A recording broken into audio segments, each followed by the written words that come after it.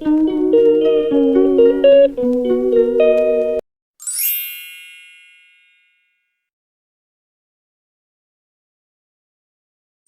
Welcome to mummy's kitchen. இப்போ நம்ம channel நம்ம என்ன பார்க்க போறோம்னு சொன்னாக்கா வாழைப்பூ வடை தான் செய்ய போறோம். இப்போ நம்ம ஒரு வாழைப்பூ எடுத்து நம்ம சின்ன சின்னதா நம்ம வந்து கட் பண்ணி வச்சிருக்கோம். அதுக்கப்புறம் வாழைப்பூ வடைக்கு நம்ம வந்து கடலப்பருப்பு வந்து ஊற வச்சிருக்கோம். 2 மணி நேரத்துக்கு முன்னாடி நம்ம வந்து ஊற வச்சிட்டோம். 200 கிராம் கடலப்பருப்பு நம்ம எடுத்து ஊற வச்சிருக்கோம். அது கூடயே நம்ம ஊற வச்ச கடலப்பருப்பு அலசி எடுத்து மிக்சியில் போட்டுக்கிறோம்.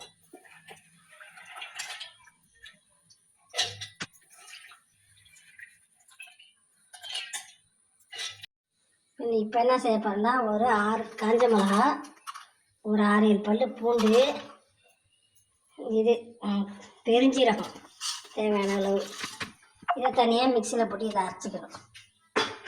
அரைச்சி வச்ச உணவை நம்ம எடுத்து கிண்ணியில் போட்டுக்கிறோம். கடலைப்பருப்பு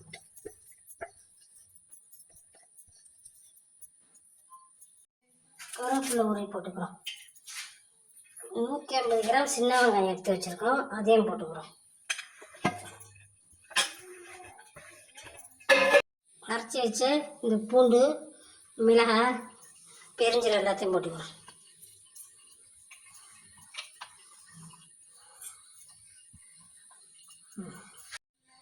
வாழைப்பூ கிளீன் பண்ணி வச்சு பாலில் எடுத்து வச்சுருக்கோம், அதையும் போட்டுக்கிறோம்.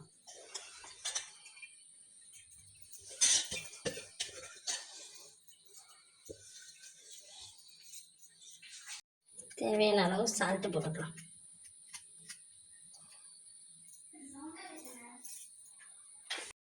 நம்ம எல்லாத்தையும் ஒன்றா கிளறிக்கணும். அப்படியே வடை பதத்துக்கு வர வரைக்கும் நம்ம கிளறி சரி பண்ணிக்கணும்.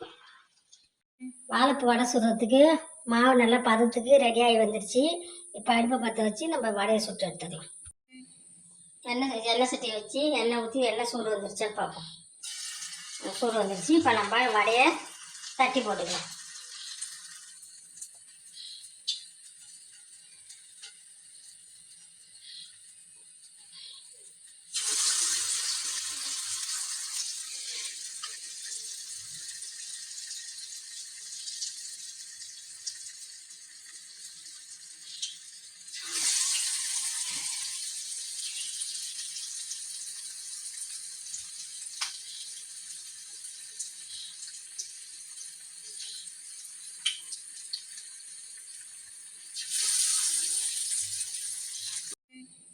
எண்ணெய் சட்டியை வச்சு எண்ணெய் ஊற்றி எண்ணெய் சூடு வந்துருச்சான்னு பார்ப்போம்.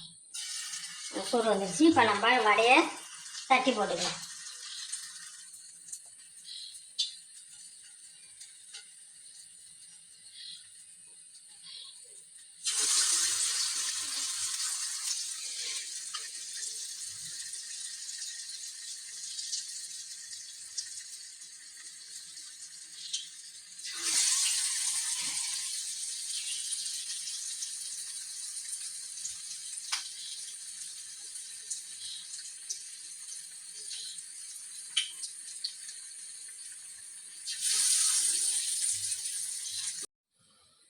வாழைப்பூ வடை ரெடி ஆகிடுச்சு.